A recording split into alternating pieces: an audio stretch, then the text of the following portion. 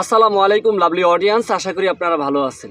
আসলে আমি এই মুহূর্তে একটি জায়গাতে, সুন্দর জায়গাতে বসে ভিডিও মেক করি। আমি বসে দাঁড়িয়ে ভিডিও বানানোর চেষ্টা করি। যাই হোক ভাই, দেখুন বাংলাদেশের ক্রিকেট কিন্তু হয়তো এই মুহূর্তে টি-20 বিশ্বকাপ নাই। বাংলাদেশ টি-20 বিশ্বকাপ হয়তো এই মুহূর্তে খেলতেছে না।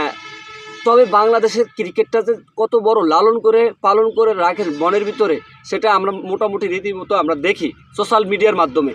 তো বিডি ক্রিক টাইম, দেন ক্রিক ফ্রেন্সি এবং অন্যান্য আদার্স চ্যানেলও আমরা দেখছি যে লোকালি যারা খেলে cricket, bat ball, tap tennis, ভাই তাদের সেই খেলাগুলো, পিকচার্সগুলো আমরা দেখি সোশ্যাল মিডিয়ার মাধ্যমে। প্রতিটা জায়গাতে, প্রতিটা অঞ্চলে, প্রতিটা অবস্থানে যেখানে সেখানে ক্রিকেটটা লালন করে থাকে বাঙালিরা। এবং কি বাংলাদেশের প্রবাসীরাও কিন্তু অন্যান্য কান্ট্রি থেকে এই ধরনের ক্রিকেটের পিকচার্স আমরা দেখতে পাই। তো বাংলাদেশের ক্রিকেটের হৃদয় ধারণ করে রাখে। আসলে বাংলাদেশ ক্রিকেট, তারা ক্রিকেট প্রেমিক, অবশ্যই ক্রিকেট প্রেমিক, সেটাও কিন্তু বহির্বিশ্বে জানে। এবং কি স্পোর্টসের দিক দিয়ে কিন্তু বাংলাদেশে খুবই আগান্যা, সেটা কিন্তু বেশ ভালো করে বহির্বিশ্বে জানে। বাংলাদেশ ক্রিকেট হয়তো অদূর ভবিষ্যৎ আগাবে, তবে এইখানটায় যদি করাপশন বা দুর্নীতি থাকে, তাহলে সেক্ষেত্রে বাংলাদেশ ক্রিকেট যত সারাদিন খেলুক, কিন্তু বাংলাদেশের দুর্নীতি থাকলে কখনোই আগাতে পারবে না। সেদিকে লক্ষ্য রাখতে হবে ইন ফিউচারে। অবশ্যই আমিনুল ইসলাম বুলবুল, এবং সে যদি যোগ্যবান ব্যক্তি হয়ে থাকে, অবশ্যই সে যদি সৎ অনেস্ট হয়ে থাকেন, এবং তার ফাইনাল সকলদেরকেও আমি আমরা আহ্বান করব যাতে করে এই ধরনের কোনো রকম করাপশন বা দুর্নীতির সাথে জড়িত না থাকে, এবং কি বাংলাদেশে ক্রিকেটের জন্য ভালো করেন, এটা আমি কামনা করি।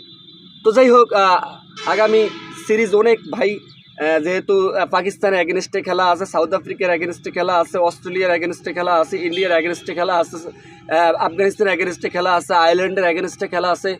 বিশ্বাস করেন সকলদের অ্যাগেনস্টে খেলা আছে, শুধুমাত্র হোম অফ ক্রিকেটে। দেন চট্টগ্রাম খেলা আছে, সিলেটে খেলা আছে, বাংলাদেশের কয়েকটা জায়গা তো খেলা হবে এমন একটা গুঞ্জন আমরা পাইছি। সুতরাং সিরিজগুলো বিশেষ করে মানে আগামী 11ই মার্চ থেকে শুরু হবে পাকিস্তানের সাথে। ডেফিনেটলি বাংলাদেশের জন্য খুবই একটা হিউজ চান্স থাকবে, ওয়ানডে খেলা থাকবে। এবং কি আগামী ওয়ানডে বিশ্বকাপের জন্য বাংলাদেশ ভালোভাবে প্রিপেয়ার্ড হতে হবে, এবং বাংলাদেশ আশা করি এবার ভালো খেলবেন, এটা আমার বিশ্বাস, যেহেতু বাংলাদেশের ক্রিকেটটা হৃদয় থেকে খেলতেছে।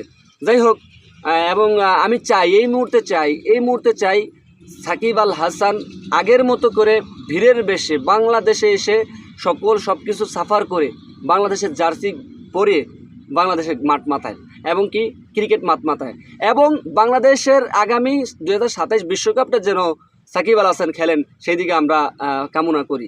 সাকিব আল ফ্যানরা অবশ্যই আপনারা সাড়া দেন।